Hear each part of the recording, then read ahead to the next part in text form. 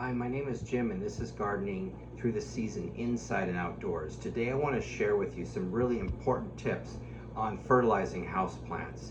Stick around to the end because I have some secrets that I learned over the years that are hard to find when you research. And also I'm going to show you an experiment I did showing you a plant that I fertilized the way that I'm going to suggest to you. And then I'm going to show you a plant that was fertilized with just a standard fertilizer, chemical fertilizer, a main brand. And then I'm going to show you a control group that had no fertilizer at all. So stick around to the end for that. But what I would like to start with is the fact that plants here, this is a pigtail anthurium. Most of the things plants need to grow actually come from the air and water, believe it or not. There's just a small amount of nutrients, but very important, very necessary, that come from the soil and from fertilizer that we give our plants. Scientists say there's about 16 essential nutrients, but it's not like we've received the final word on that. People are always debating, and I'm sure we'll find out other things as time goes on. For example, some people suggest maybe plants even need a small amount of iodine. Anyway, I'll leave that to the scientists. How do I fertilize most plants, most house plants? Well, what I do is I use blood meal. And for a 6-inch container like this, I will do about a teaspoon per month.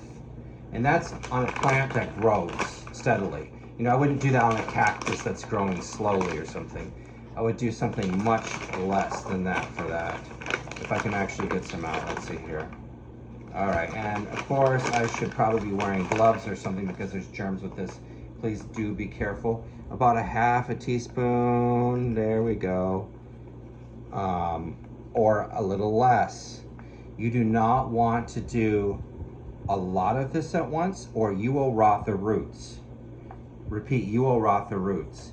Now, I don't just use blood meal because that's incomplete. That provides some nitrogen and some micronutrients and things.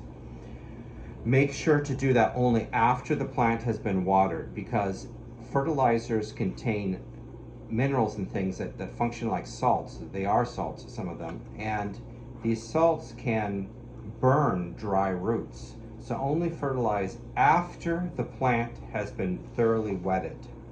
So you see, I just sprinkle a little blood meal, and I only do this during the active growing season. So late winter through very early fall. I do not do it over the winter time because the plants are not growing actively, and if you fertilize them a lot, they can become very susceptible to root rot. So a little blood meal, again, be careful because there can be germs. And then I just have some run-of-the-mill mainline fertilizer water mixed up here according to directions to houseplants.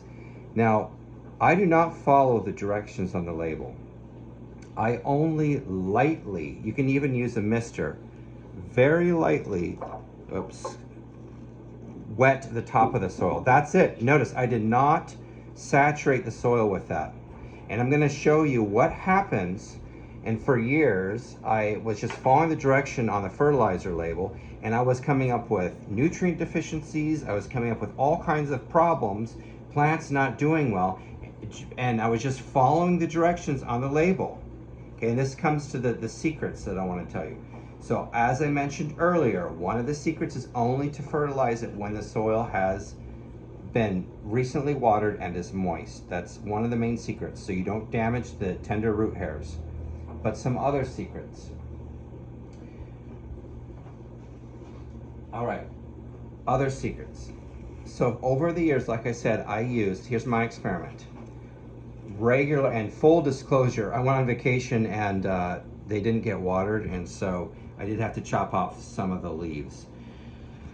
Over the years, I ran into these nutrient deficiencies because the mainline fertilizer, a complete fertilizer, has potassium and phosphorus in it. And it turns out that plant nutrients actually compete with each other to get into the plant. So for example, potassium competes with calcium. So you keep applying the regular fertilizer, the mainline fertilizer, which is not this. I don't want to, and I'm not going to name the brand, but it's a main brand.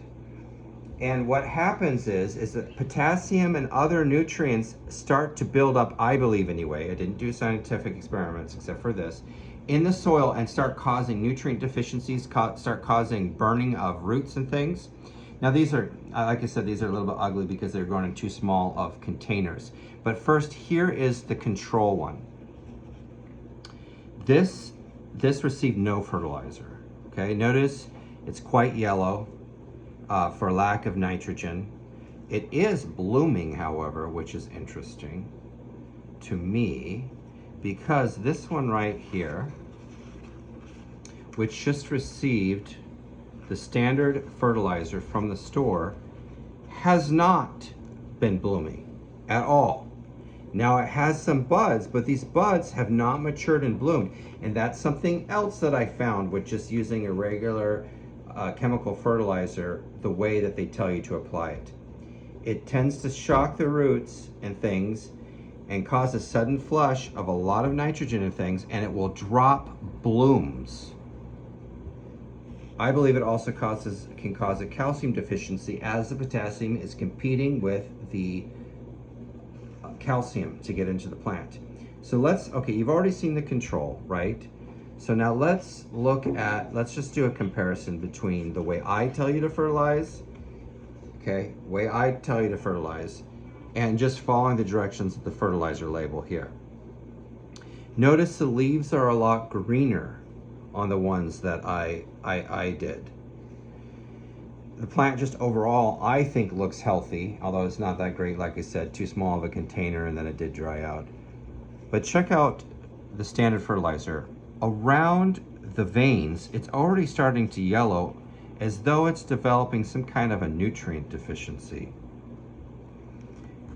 I don't see that on mine. I think that mine looks better. And also, there's even a bloom that fell in here. See that bloom? Okay. And it's got another bloom. It's been blooming. Here's another bloom coming right here. Notice the difference. Now, what I would like to say too is, not only did I put blood meal in about once a month and lightly wet the surface with just a main fertilizer, but not drench it. Occasionally, a few times a year, or if it's a fast growing plant, maybe every other month or so, I mix about 3 drops, and this is a secret, of calcium chloride into a pint of water when I water it. And again, the soil should be moistened before you do that. And that drastically improves the roots, by the way. Also, a couple times a year, I'll use a micronutrient mix that's got humic acid in it. Here, just wait here a second. I'm gonna grab that. Sorry. I just wanted to show you this product here. It's TM7. It's got micronutrients and humic acid in it. And that helps the plant as well get the micronutrients that it needs and to absorb them well. So that's about it. I want to take these out of the pot and look at the roots. And I'm going to do another video on fertilizing outdoors. And during that video, I'm actually going to take these out of the pots and we're going to compare the different roots. I haven't even done that yet. So it's going to be interesting to see how the roots are doing in here as well. Please subscribe, like my video, and let me know if you have any questions or ideas for me. Thanks.